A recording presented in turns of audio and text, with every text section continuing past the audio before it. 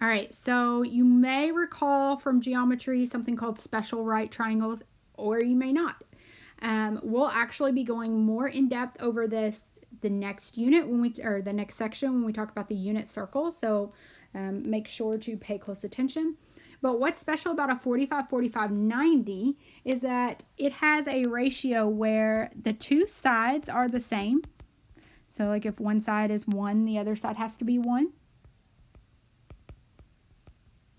And then the third side has to be that side times square root of 2. That's how they are proportionate to each other anytime it's a 45, 45, 90. So if this is 1, then this side has to be 1 because the angles are the same.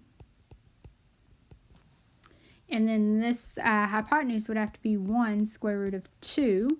Well, it's not necessary to put a 1 there because 1 times square root of 2 is just square root of 2. So what does that look like if I am putting it here? So sine of 45 degrees is opposite over hypotenuse, which is going to be 1 over square root of 2. If you recall from our radicals unit, right before we went on COVID hiatus there, 1 over square root of 2, we don't like square roots on the bottom, so we multiply the top and the bottom by that square root to get rid of it. So that means 1 times square root of 2 is square root of 2. Square root of 2 times square root of 2 is square root of 4, and the square root of 4 is just 2. Now, here's what's nice about the cosecant. If I do the reciprocal of the last answer I got, then I'm going to get a radical on the bottom again, and I'm going to have to simplify it again. However, if I do the reciprocal of our first one, so 1 over square root of 2, it becomes square root of 2 over 1, which is just square root of 2. Cosine, adjacent over hypotenuse. So the adjacent is the same thing as the opposite. So that means that the sine and the cosine are equivalent to each other, which is square root of 2 over 2. Secant, same way, is the same thing as cosecant, which is square root of 2. And then opposite over adjacent is 1 over 1, which is 1. Or adjacent over opposite is still 1 over 1, which is just 1. This is true for any size 45, 45, 90. When you simplify, like if this was 4, and this was 4, and this was 4 square root of 2, you would still simplify to get the answers square root of 2 over 2, square root of 2, and 1 for all of your answers. Okay, that's properties that make them special. All right. For right triangle 30, 60, 90, their ratio is, so you have the shortest side. We're going to call it X. Whatever the shortest side is, your teacher may have called it short leg. And then you have the long leg, and the ratio there is whatever the short side was times square root of 3.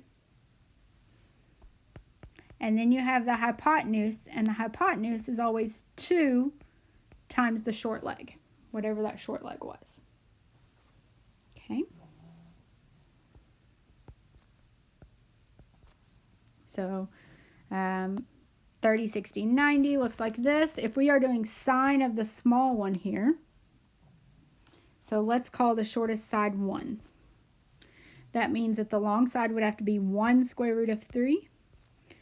And the longest side would have to be 2, because 2 times 1 is 2. Again, I can do that with anything. So if I wanted the short leg to be 2, then the long leg would be 2 square root of 3, and the hypotenuse would be 4. But no matter what, when I reduce and simplify, I'm going to get the same answer. Okay? So opposite over hypotenuse would be 1/2. Opposite is 1, and then half. That means that the cosecant would have to be 2, because the reciprocal of 1/2 is 2. Cosine of 30 degrees would have to be square root of 3 over 2. That means that secant would be 2 over square root of 3. It is not proper to leave that radical in the denominator, so we're going to multiply the top and bottom so that we get 2 radical 3 over 3. Tangent opposite over adjacent. Again, it is not proper to leave it that way, so we get square root of 3 over 3. For the adjacent over opposite, I could flip this answer, but that's going to put a radical in the bottom. I want to work smarter, not harder. So I'm actually going to do the reciprocal of this, which would be square root of 3. Now, notice that if I go the other way, so this is 60, this is 30, and this is the angle I'm looking at. My opposite over hypotenuse is now square root of 3 over 2.